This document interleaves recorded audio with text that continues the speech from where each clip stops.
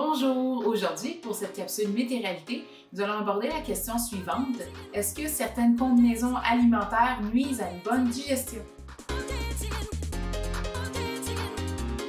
Lorsque j'anime des cours de groupe, cette croyance que certains aliments, par exemple le pain et la viande, lorsque consommés ensemble, entraînent une mauvaise digestion, revient souvent.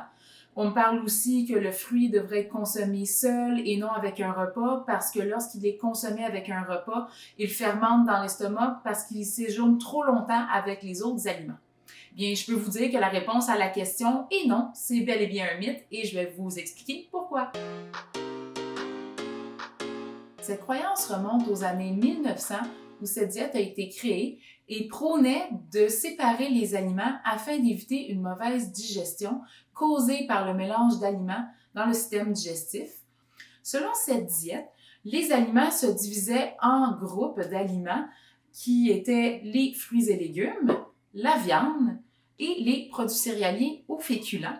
Et ces différents groupes-là nécessitaient des processus de digestion différents en termes de pH et de temps et ne devaient donc pas être mélangés. Toutefois, ce qu'il faut savoir, c'est qu'il n'y a aucun fondement scientifique derrière cette théorie.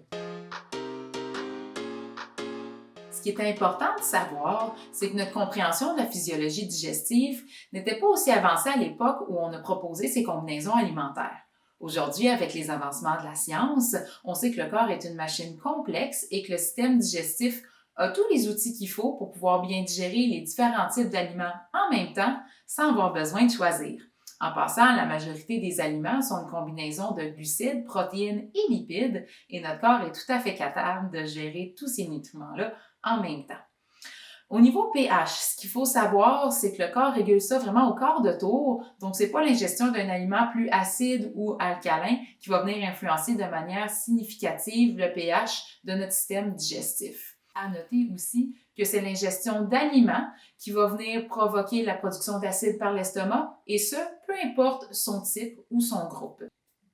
Aussi, contrairement à ce que la diète sous-entend, une digestion ralentie n'est pas nécessairement une mauvaise chose.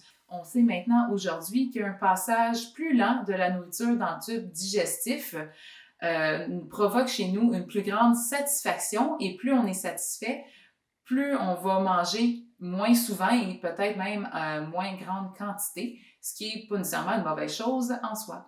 Et pour terminer, certaines combinaisons alimentaires sont même bénéfiques. Par exemple, la vitamine C contenue dans les fruits et légumes aide à l'absorption du fer des légumineuses.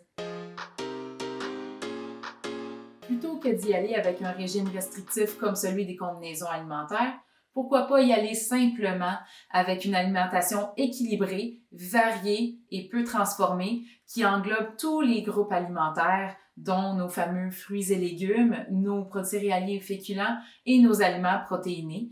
Tout ça, c'est la clé vraiment pour avoir une bonne santé et aussi une bonne relation avec la nourriture. Merci beaucoup d'avoir été avec nous. On se dit à la prochaine pour notre prochaine capsule nutrition.